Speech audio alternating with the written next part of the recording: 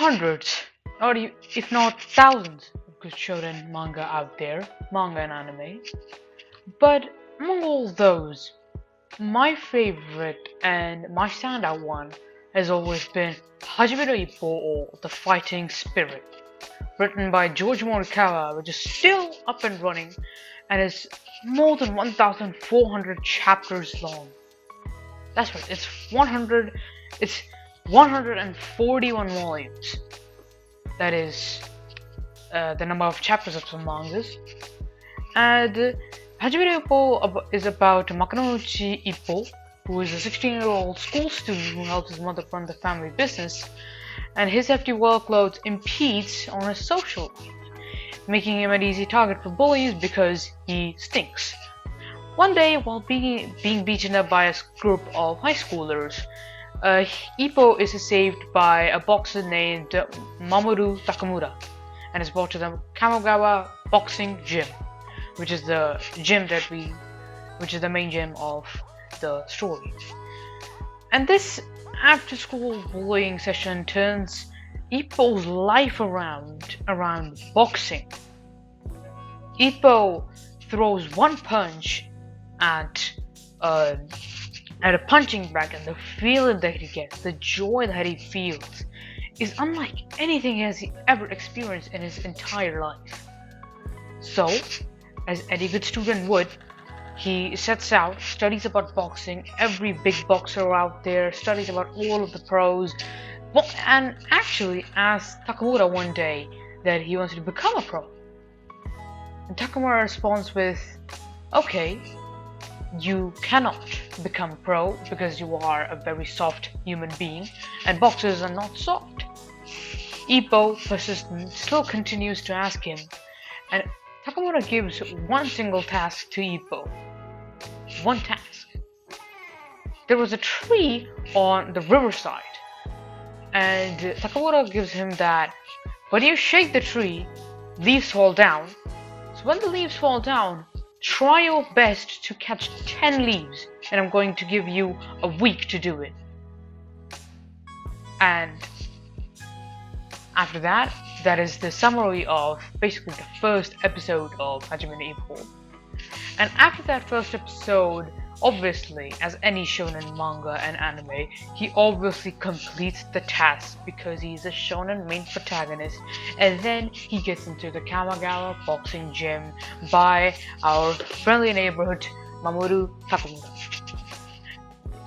After entering the gym, he meets an early rival, which is a rival throughout the series, but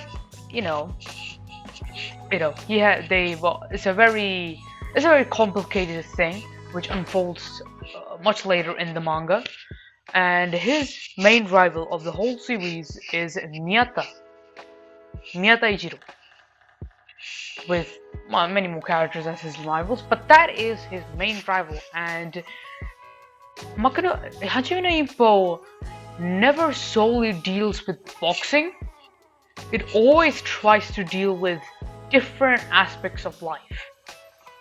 Like, there are many examples, like when Takamura was preparing for a middleweight championship, but he's an actual heavyweight. So obviously, middleweight is much lower weight than heavyweight, so he has to, and to compete at world level, that is even less, that is even a bigger gap at middleweight. So, when he prepares for his boxing match, they show stages of his struggles, and, show the average life of a very good gym bro.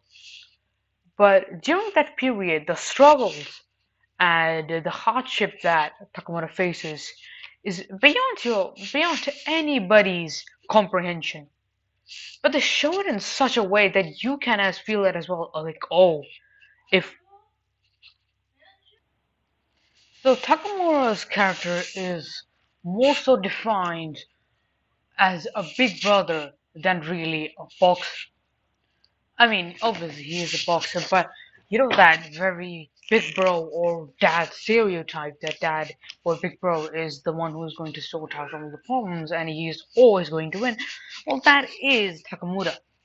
They may go through hardships, but they always win. And that is Takamura.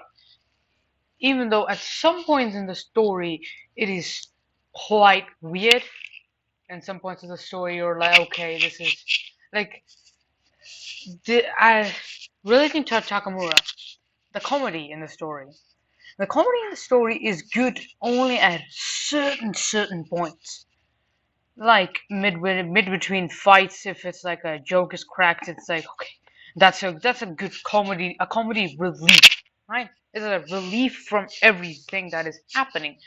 But when they like dedicate chapters, sometimes it's good where it's like okay, 500 chapters of just pure action, and now it's just I can just chill reading the story and liking the characters. But the comedy episodes or chapters are just so shit. They're so bad. They are very bad. Like it's all the only thing I would say is not good in the whole manga is probably the comedy. The comedy is done very poorly. It's like they took 10 dick jokes and just compiled it into a one series. And adding to that, uh, the characters have very good comedy potential, but it's like I've rarely seen a good joke cracked by any of them. That is a very minor part of the series that doesn't really have effect on anything, so it's a very minor part which you can readily ignore. Even the chapter name suggests like, oh, this is a comedy chapter. But apart from all that, the main part of the story, the sports part, it's absolutely action-packed. So many amazing fights, and I also recommend the anime because even though the anime covers only up to chapter about 500, I think, it is still very enough for you to get absolutely into the series. And the action in the manga is kind of at some points is weird as well, and you kind of at some points it's like, okay, what is the character doing? You have to read generally. I read manga, no, okay, but the anime is amazing adapted. Madhouse did a fantastic job in every part they have released, and I just think it's an absolutely amazing series. Rising is the best one if you're watching Hajime no Ippo, and you should watch every single part and season that comes out because it's just absolutely amazing. And the more important characters, it isn't as well. Okay, one thing I really sometimes dislike about shonen anime is that they only focus on the main character, but that isn't the case. That is never the case in Hajime no Ippo. Yeah, everything really does center around Ippo, but they never solely occur because of Ippo. The other fights in the series are just as good, if not better. The best fight in the series is probably Hulk versus Takamura. Throughout all the fights, and after a lot of fights, you get a feel like, what are they building up to? What is the purpose of all these fights? Like, for example, other series, which is completely different, Naruto. You know that the whole time they're building up to something. There's gonna be a massive outbreak and then Naruto is magically gonna be the Hokage. Right? That has always been building up. In Dragon Ball, well, but in One Piece, we know the main aim is to find the One Piece. And I know that has been extending for 1,000 more chapters, but it is what it is. It's One Piece. It's fucking amazing.